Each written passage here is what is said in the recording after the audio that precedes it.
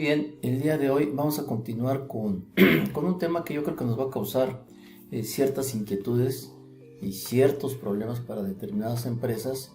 Es lo que se refiere al famosísimo artículo 5A, en el cual hace mención del tema de la razón de negocios.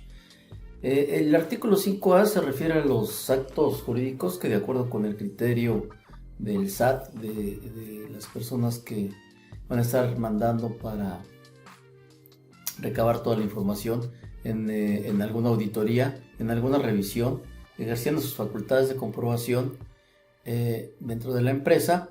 Y recuerden que se emitió una tesis en la cual las personas que visitan los negocios no pueden hacer ellos una interpretación de la información. Eso lo tienen que hacer ya dentro del SAT y nos tienen que dar cierta información, como lo son la emisión de sus reportes de observaciones, que los conocemos como actas parciales o actas finales.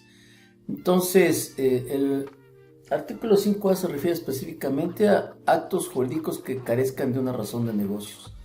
Esto quiere decir que muchas empresas han detectado, precisamente la autoridad fiscal, han detectado que hacen cierto tipo de manejo de ciertas operaciones precisamente para salir beneficiados y obtener un beneficio fiscal, ya puede ser directo o indirecto, en lo cual pudiera existir también una cuestión de obtener un beneficio fiscal más alto que un beneficio económico.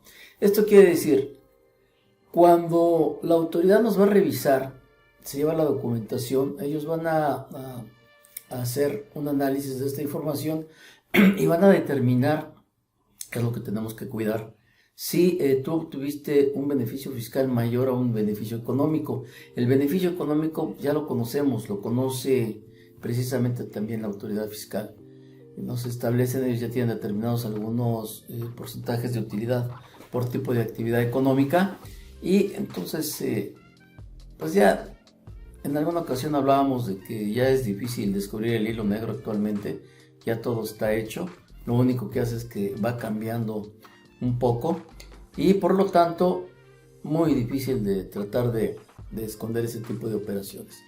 Hay personas que hacen el mal uso de las facturas, compradas. Bueno, entonces esto es evidente que si tú compras una factura por un cierto gasto, primero vamos a revisarlo si ese tipo de actividad está dentro de tu objeto social para que haces ese tipo de gastos. En el video anterior, en el primer video en donde estuvimos analizando la razón de negocios, estuvimos viendo algunos ejemplos muy interesantes en donde también les dábamos algunas ideas de cómo ir obteniendo documentación, estudios, cálculos para poder soportar este tipo de empresas, y que cuando la autoridad fiscal nos hiciera alguna observación, nosotros tenemos todos los elementos como para poderle responder.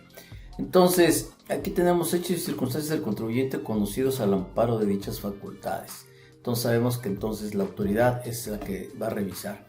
Y en donde nos van a dar a conocer nuestra situación fiscal en la última acta parcial, a que se refiere la fracción cuarta del artículo 46 del Código, en el oficio de observaciones, a que se refiere la fracción cuarta del 48, igual del Código, o en resolución provisional, a que se refiere la fracción 2 del artículo 53b del Código.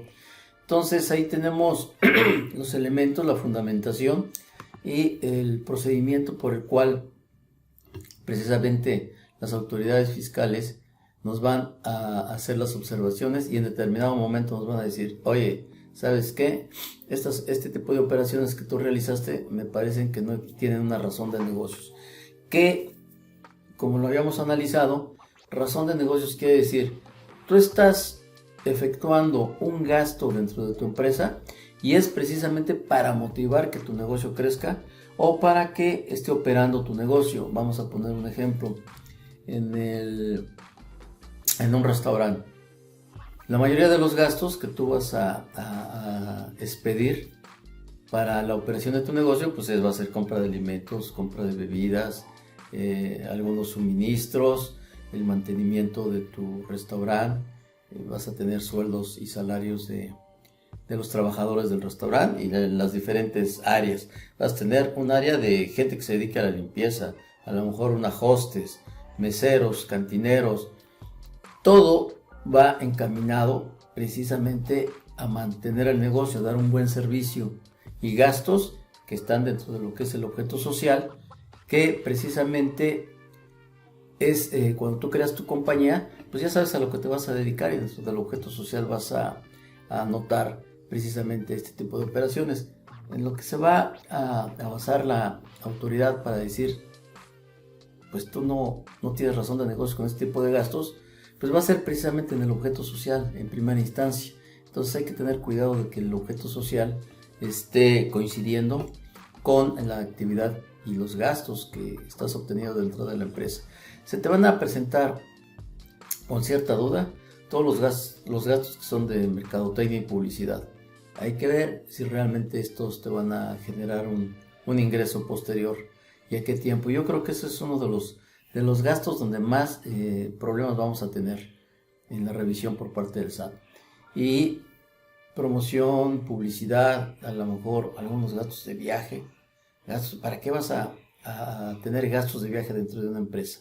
Pues pudieras tener gastos de viaje porque vas a alguna convención anual que se hace de restauranteros, igual que se hace en otras áreas, en otro tipo de actividades, en donde se van a exponer nuevas ideas de negocios, nuevos platillos, nuevas presentaciones, cuáles son los últimos estudios que se han hecho de los negocios y cómo resultan más redituables, cuáles son las medidas que tú vas a tomar para que tu negocio venda más, para que motives más a la gente a que compre los alimentos o tengan mayores consumos. Una serie de actividades que, de acuerdo con las áreas a las que se dedican ciertos empresarios, hacen en forma anual o en forma semestral sus reuniones para precisamente exponer todas estas nuevas ideas. Tendrías que demostrar perfectamente bien de que fuiste, de que te dieron nuevas ideas, cuáles fueron el tipo de exposiciones que hicieron algunos especialistas, etcétera, etcétera. Entonces vas a tener gastos para generar ingresos, reducir costos, aumentar el valor de los bienes que sean de su propiedad, mejorar tu posicionamiento en el mercado, entre otros casos, todo lo que comentábamos.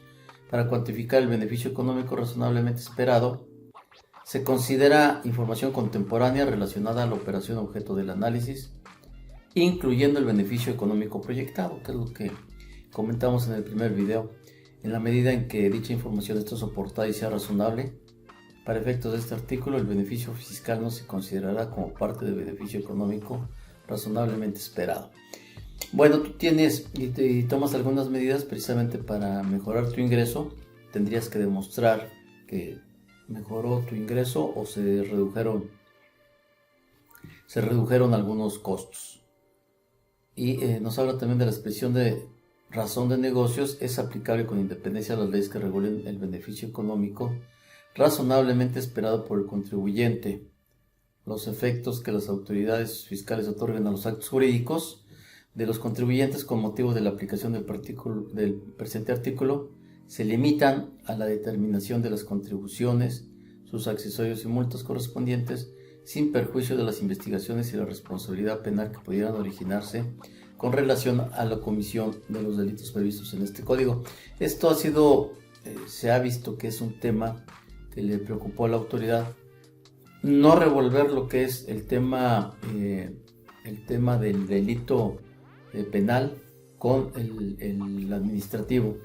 Es muy diferente. Entonces el artículo 5A lo que se quiere encaminar y el objetivo que le están dando es, bien, este artículo y este tema de razón de negocios nos va a servir para que la autoridad fiscal base estos cálculos en la determinación de cuántos son los impuestos que me dejaste de pagar, cuáles serían el cálculo de actualización, recargos, multas, etcétera, etcétera, para que tú resarzas a la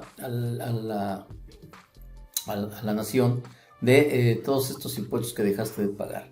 Entonces, por ahí va esta situación, pero también está dejando a salvo la situación de que, independientemente de lo administrativo, puede existir lo penal.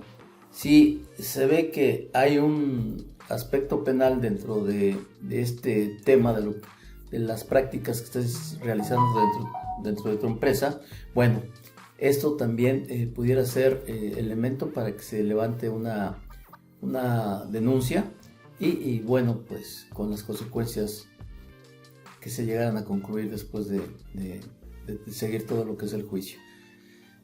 Y se toca un tema también bastante interesante y bastante importante, es la reclasificación que realizan las autoridades fiscales de las operaciones que realizan los contribuyentes. Bueno, esto quiere decir que tú estás haciendo algunas operaciones dentro de la empresa y tú dices, bueno, esto es un gasto, esto es un costo, esto es un gasto de mantenimiento, esto es un gasto de publicidad y mercadotecnia, y para la autoridad, una vez que lo revisa y con toda la comprobación que el contribuyente le está entregando para que ellos lo analicen, pues ellos consideran que esto no es suficiente como para considerarlo un gasto común dentro de la empresa y que precisamente tiene una razón de negocios, y yo te lo reclasifico y te digo, no es un gasto de la empresa, es una planeación que hiciste porque no tienes ni beneficio económico, ni bajas costos, ni tiene un objetivo dentro de la empresa para mejorar tu empresa.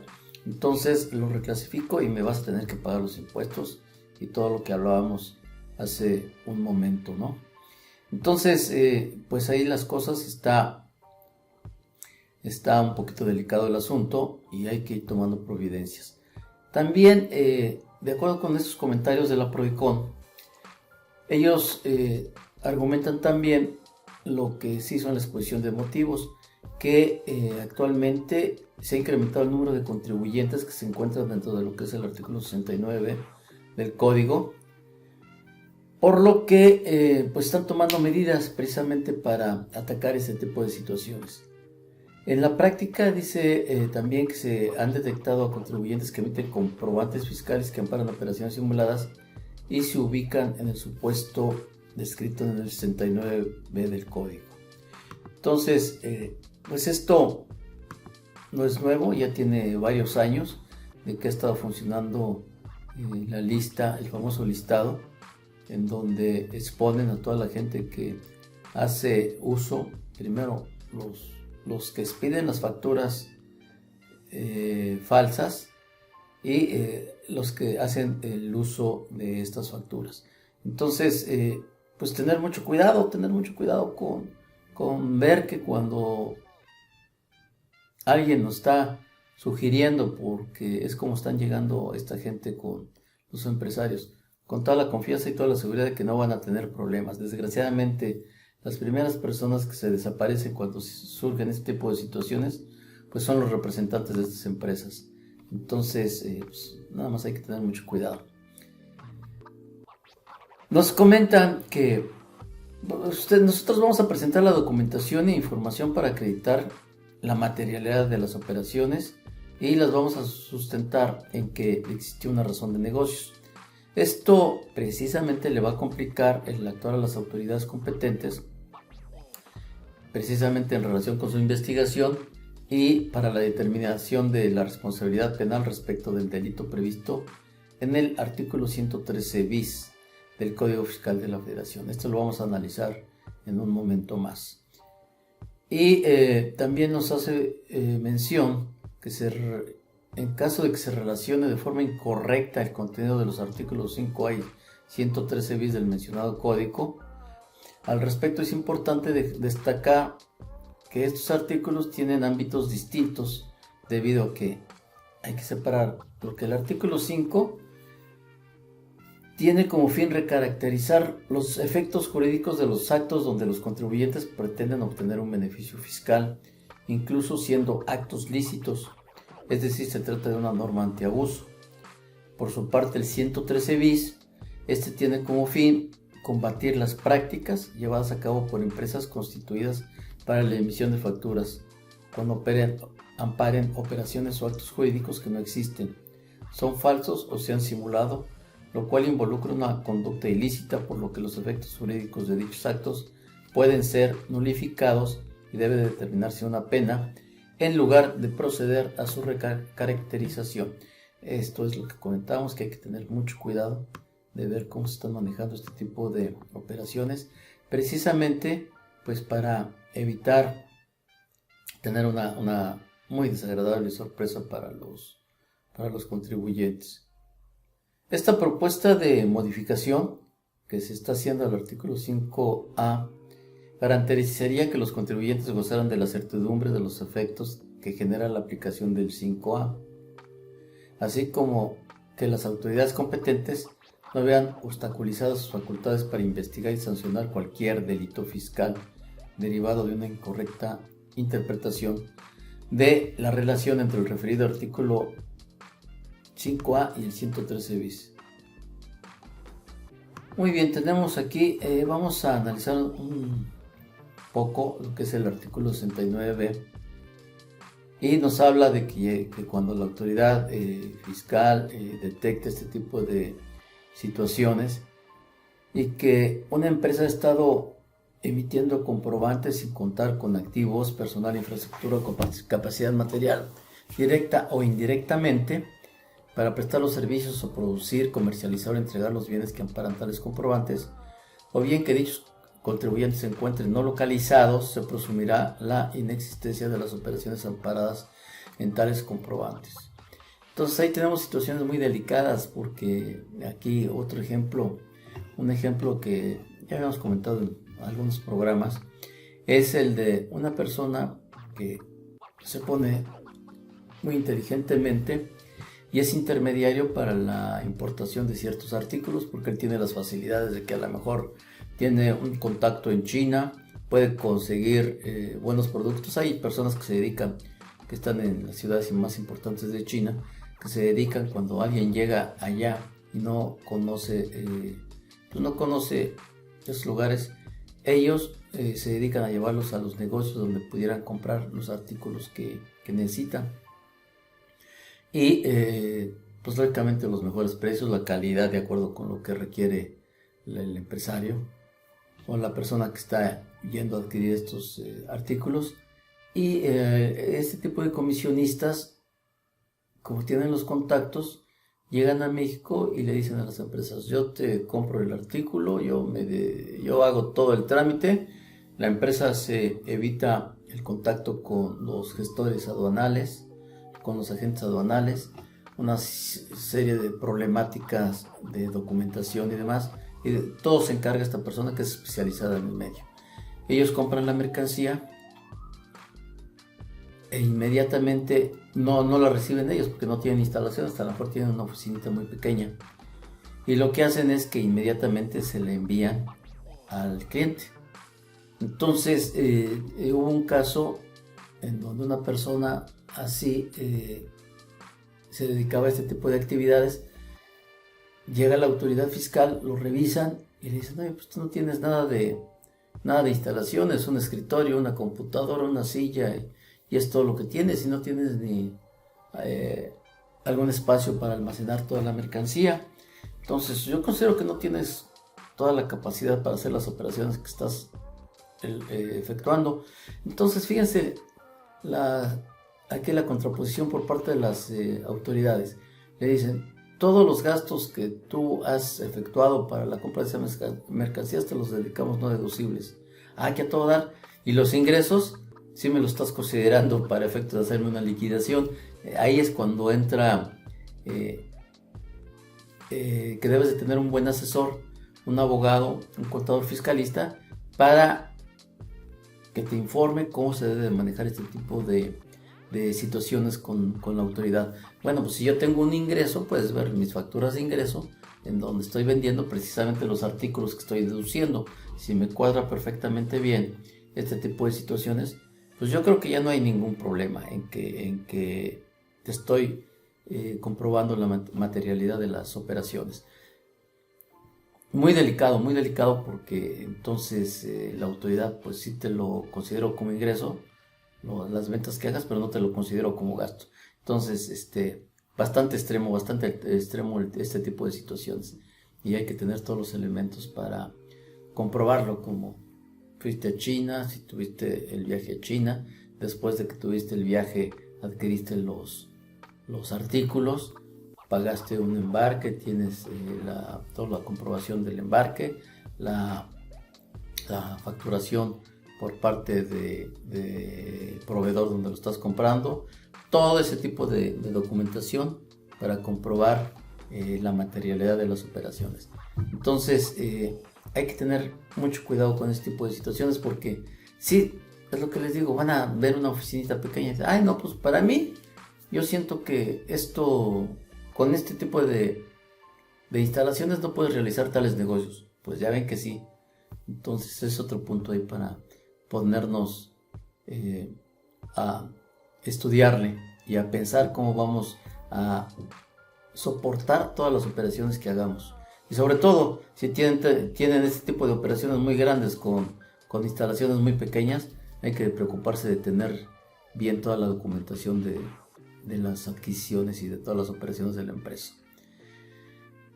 Muy bien, aquí nos habla este artículo del procedimiento cuando te detecta los días de plazo que te dan para dar los comprobantes y que puedes pedir una prórroga.